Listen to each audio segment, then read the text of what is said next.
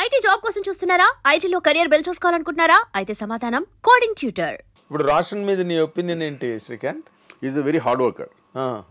Hard work is cinema మీద interest ఉండే వచ్చేసాడు ఇక్కడికి. ఇంట్రెస్ట్ లేకపోతే బలవంతంగా మనం తోయలేం. ఎగ్జాక్ట్లీ. వాడు లీ స్ట్రాస్బర్గ్ వెళ్ళి అక్కడ డిప్లొమా చేశాడు, యాక్టింగ్ డిప్లొమా చేశాడు. అలాగే బాంబేలో ఒక దబాంగ్ 3 అని చెప్పి సల్మాన్ ఖాన్ది Prabhudeva direction. Okay. 1 year assistant డైరెక్టర్గా వెళ్ళి ఫుల్ ఫిల్మ్ అసిస్టెంట్ అక్కడే ఉండి బాంబేలోనే ఉండి అసిస్టెంట్ డైరెక్టర్గా ఫినిష్ చేసుకున్నాడు. ఆ ఎక్స్పీరియన్స్ కూడా వాడు మొత్తం అంతా తెలుస్తుంది, గ్రౌండ్ అంతా తెలుస్తుంది కదా. అవును.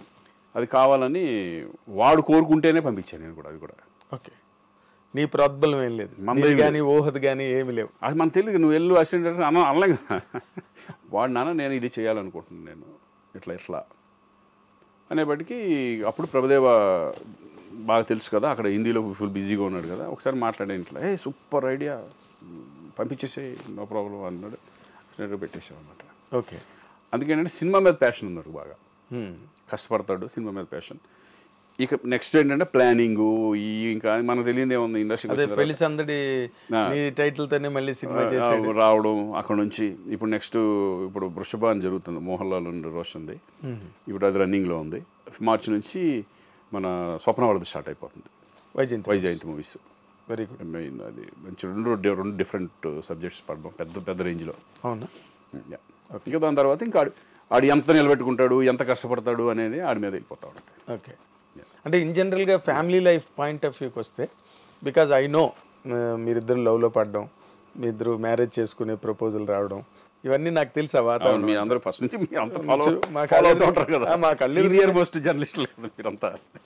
మా కళ్ళెదురుగుండా జరిగింది. మ్యారేజ్ అయిన తర్వాత తను సడన్ గా స్టాప్ చేసి, అంతే మ్యారేజ్ అవడంతోనే ఇంకా లేదు, ఇంకా అన్ని ఫినిష్ చేసింది. నాకు గుర్తున్నాయి అవన్నీ. మ్యారేజ్ అయిన తర్వాత అసలు మీ ఫ్యామిలీ లైఫ్ ఎట్లా నడిచింది శ్రీకాంత్? వెరీ హ్యాపీగా. అంటే ఏముంది, మీరు చూస్తూనే ఉన్నారుగా. అవును. ఇక పిల్లలు, ఇక తర్వాత అలా హ్యాపీ లైఫ్ అలా హ్యాపీగా వెళ్తా ఉంది. అంటే నాకు ఫ్యామిలీ టెన్షన్ లేదు. అదేలే. ఎప్పుడు అంటే తను ఏ రోజున కెరీర్ వదులుకున్నానని రిగ్రెట్ అయిన ఇంటర్వ్యూస్ రమ్మంటే నేను రానట్టు. ఇప్పుడు ఇంటర్వ్యూ అడుగుతున్నారు, నాకు చెప్పలేకపోతున్నానంటే మీరు చేసుకున్నాను చేయాలి. ఇంకా తను ఇంకేంటంటే ఇంకా ఈ పిల్లలు, ఈ పెంపకం, మంచి చెడు.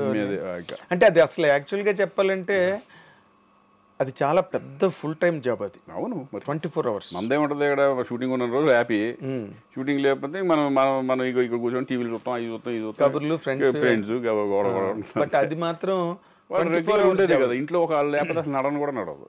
ప్రతి దాని మీద కంట్రోల్ ఉండాలి, కమాండ్ ఉండాలి. ఇప్పుడు వాళ్ళు పెద్దవాళ్ళు అయిపోయిన తర్వాత పెద్ద రెస్పాన్సిబిలిటీ తక్కువ ఉంటాయి. పెళ్ళిళ్ళు అయిపోయిన తర్వాత, అవును, పెళ్ళి అయ్యే వరకు వాళ్ళే చూసుకున్నారు. మొత్తం 3 పిల్లల్ని మెయింటైన్ చేయడం అంటే, అవును, చూసుకోవడం అంటే అంత ఈజీ కదా అది. అవును, 3 లైఫ్లు, 3 పిల్లలు అంటే.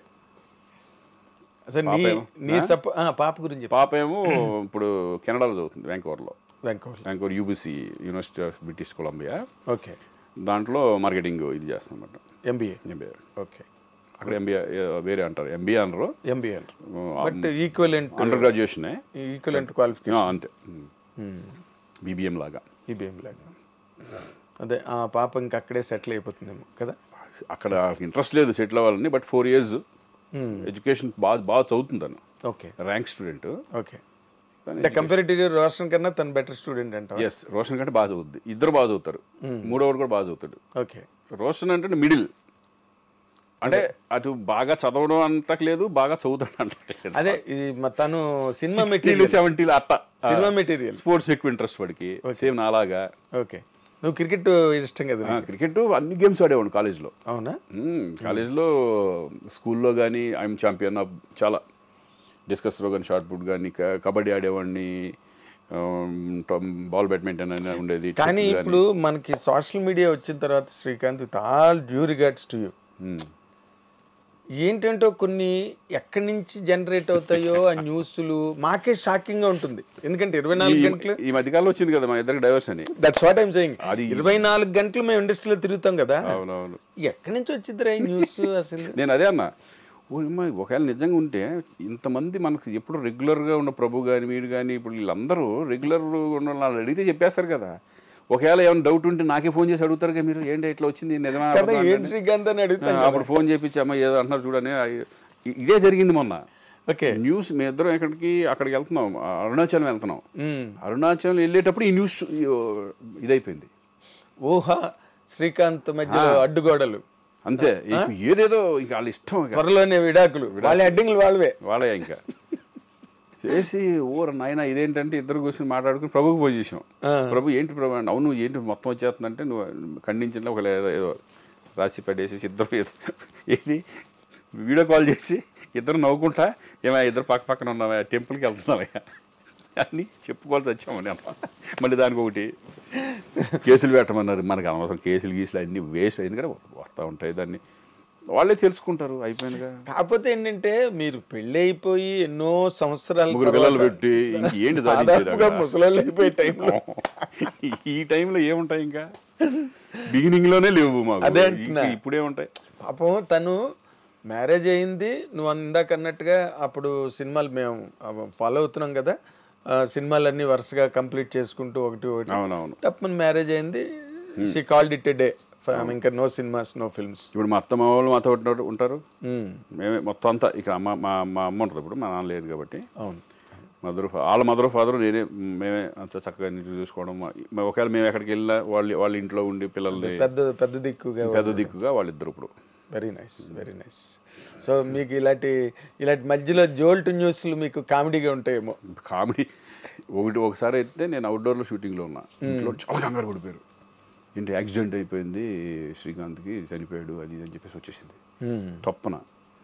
చేసి కంగారు పడితే నా ఫోన్ ఏంటంటే సైలెంట్లో ఉంటుంది ఎప్పుడు, అది ఎత్తపోయేపటికి ఫుల్ కంగారు పడిపోయి వేరే వాళ్ళు ఫోన్ చేసి అర్జెంట్ చేస్తానని చెప్పి ఈ టైప్లో కంగారు పడిపోయి చేశారు. ఈ అబ్బాయి ఎవడో చెప్పాడమ్మా నేను శుభ్రంగా ప్రశాంతంగా షూటింగ్ చేసుకుంటున్నాను, దాన్ని మళ్ళీ ఖండించాల్సిన అవసరం వచ్చింది.